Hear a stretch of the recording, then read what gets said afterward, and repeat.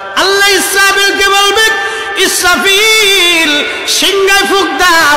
আল্লাহর এই ফেরেশতা সিংহা হাতে নিয়ে মুখের কাছে নিয়ে আল্লাহর আরশে মুআল্লার দিকে তাকায় থাকে। একটা সেকেন্ডের জন্য এদিক আর ওদিক করে না।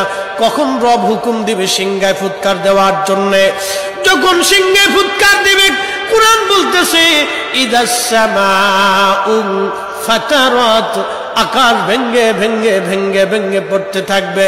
ওয়া ইদাল কাওয়াকিবু তাসারাত, সমগ্র নক্ষত্রগুলি ভেঙ্গে ভেঙ্গে ভেঙ্গে ভেঙ্গে পড়তে থাকবে। ওয়া ইদাল বিহারু ফুজ্জিরাত, সমুদ্রের তলদেশ উদ্দোলিত হয়ে যাবে। সমগ্র পানিগুলি পৃথিবীর উপরে আছাড় মারবে, আর ধুয়ে পারলে সব পৃথিবীবাসীকে নিয়ে যাওয়া হবে।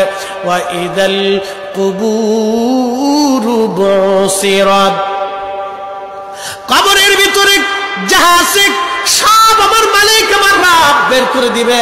কবর থেকে মানুষ বের হইয়া সেই দিন হাসরের ময়দানের দিকে দৌড়াইতে থাকবে, সবাই উলঙ্গ থাকবে।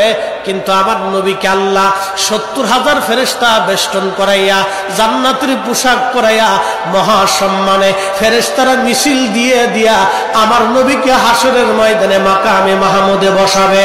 একবার জোরে বলা যাবে কি আল্লাহু আকবার। বাজান মুসলমান, খুব মনোযোগ দেন। হযরত ইউনূস আলাইহিস সালামের কথা বলছিলাম। মাছের পেটের ভিতরে ইউনূস, চিন্তা করলেন মরে গেলাম না বেঁচে আছি, লাড়াচাড়া দিয়ে দেখলেন না বেঁচে আছি। দাঁড়ায় গেলেন খোদার পয়গম্বর, দাঁড়ায় যাইয়া সেজদার মধ্যে পড়ে গেলেন। মাছের পেটের মধ্যে সেজদার মধ্যে পড়ে বলতেছে, লা ইলাহা ইল্লা আনতা সুবহানাকা।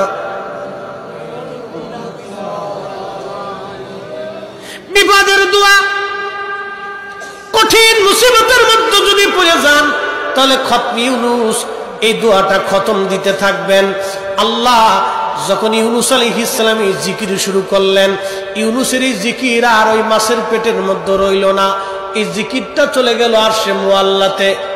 সুবহানাল্লাহ বলা যাবে। আরশে মুআল্লার পাশে এই জিকিরগুলি চারপাশ দিয়ে ঘুরতেছে। আরশে মুআল্লা ধরে রাখছেন ৪ জন ফেরেশতা কাঁধে করে। এই ৪ জন ফেরেশতা আল্লাহকে ডাক দেবে, বলে রব, আপনার বান্দা ইউনূস তিনি জীবনে ভালো অবস্থায় থাকার সময় আপনার জিকির করেছে, আজকে সে মাছের পেটের ভিতরে পড়ে গভীর সমুদ্রের মধ্যে আপনার জিকির করতেছে। আল্লাহ, ইউনূসের জিকিরের আওয়াজ আরশে মুআল্লার চারপাশ দিয়ে ঘুরতেছে। আল্লাহ, আপনি আপনার ইউনূসকে মাফ করে দেন। আল্লাহ নবী বলেন, উম্মত রে, ওই সময় যদি ইউনূস সেজদার মধ্যে পড়ে এই দোয়া না পড়তেন তাহলে কিয়ামত পর্যন্ত আল্লাহ ইউনূসকে মাছের পেটের মধ্যে ওইভাবে রেখে দিতেন। হযরত ইউনূস ওই সময় জিকির করতেছিলেন। এমন সময় ইউনূস আলাইহিস সালাম ডাক দিলেন, হে রব, সমুদ্রের ভিতর থেকে আপনার জিকিরের আওয়াজ আসে, সমুদ্রের ভিতরে আপনার জিকির করে কে? আল্লাহ ডাক দিয়ে বলেন, ইউনূস, তুমি সমুদ্রের ভিতরে জিকিরের আওয়াজ শোনো। সমুদ্রের পানি আমার জিকির করে, সমুদ্রের কঙ্কর আমি আল্লাহ জিকির করে, সমুদ্রের পাথর আমি আল্লাহর জিকির করে, সমুদ্রের বালুকণা আমি আল্লাহর জিকির করে, সমুদ্রের মাছ আমি আল্লাহর জিকির করে, সমুদ্রের শ্যাওলা আমি আল্লাহর জিকির করে, সমুদ্রের নিচে গাছ আমি আল্লাহর জিকির করে, সমুদ্রের নিচের পাহাড় আমি আল্লাহর জিকির করে। ওই জিকিরের আওয়াজ ইউনূস রে তোমার কানে লাগতেছে। আল্লাহ